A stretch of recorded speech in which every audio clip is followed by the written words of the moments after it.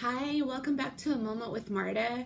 It has been so crazy. I didn't have a chance to get my video in last week because I'm super excited. We leave on Sunday to go to Ghana. So I thought I would do one today, and if I can, get another one in this week before I go, and then I will be out of the country for a couple weeks, but maybe I can get a live video and show you some of the things that we're doing there. So I'm super excited about that. But today I wanted to talk about respite. So what respite is it is literally just a break for parents and caregivers that are raising individuals impacted by autism.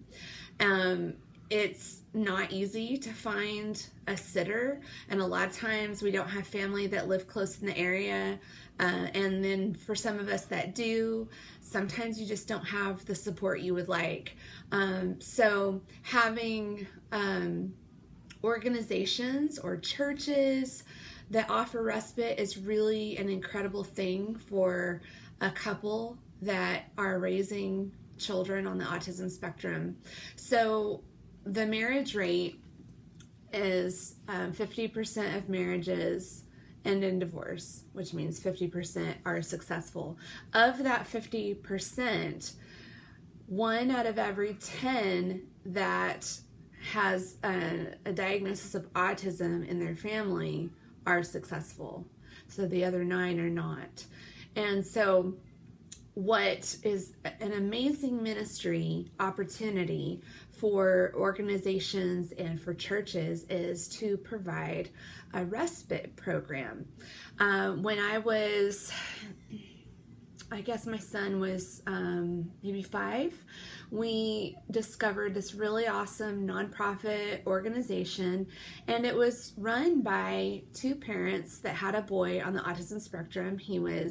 I think he was like 16 or 17 at the time, and they recognized the need because they themselves had it, and so they formed an organization, and that's what they did. Is they provided monthly respite.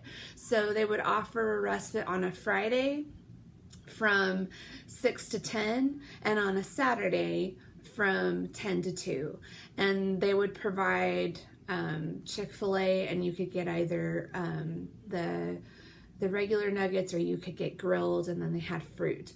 And then if there were any other just dietary needs, you could always provide whatever it was for that. You just filled out some registration information so you could kind of talk about what your child's needs were, and they kept them for that 4 hours, and they had lots of volunteers to help. So it was usually like a one-on-one with each child, which was really amazing. And what was really cool to me was that they had a lot of junior volunteers. So they had teenagers coming in and helping, and not only were they having the opportunity to serve people in their community, but they also were having an opportunity to learn about autism and those different disabilities and the way that they impact people and the way that you can connect with them. So it was really an incredible thing for us. And it had allowed us, we usually chose the Saturday because our kiddos were young, and they needed to go to bed by 8 o'clock, I think, at that point. So, but it was so nice. We were able to drop them off. We knew that they were safe. They were in an environment that was safe, that had things that would provide for their sensory needs, and they were with people that understood autism and that, could handle something if there was a meltdown or if there was a situation, and so I didn't have to worry, which was nice. It allowed my husband and I to be able to go on a date. We were able to go bowling one time, another time we saw a movie, another time we just did like a coffee and like a leisurely lunch, and just kind of drove around. But it allowed us that time to be able to spend together. We have a great, solid marriage, and I'm so thankful for that. But it's also important to be able to have that time just as a couple, and to be able to get away from the house so you're not distracted by those things. And so if you're ever looking for a ministry opportunity, that is something that greatly helps families that are impacted by autism. It gives the kids a chance to have a break from their parents. It gives the parents a chance to be able to go on a date, to be able to, just work on their relationship and enjoy that intimacy without having to worry about what's going on with the kids, who are they with. It's difficult to find a sitter. It's very difficult. So another thing that you could possibly do if you're not part of an organization or a church of some sort, where you could offer a respite program, you could maybe get certified in first aid and CPR and learn about autism. There's some free autism courses online that just kind of gives you some information. You complete it and you have a certificate, and it just gives you that information so you'd be a little bit more prepared. Doing something like that would be huge, because it's hard as a parent to trust people with your child, especially because they are not able to communicate what's going on. Even if they are verbal, a lot of times under stress and under duress, they're not able to recall the language that they need in the moment that they need it. So they're not able to communicate with their parents what's going on. And that's just scary.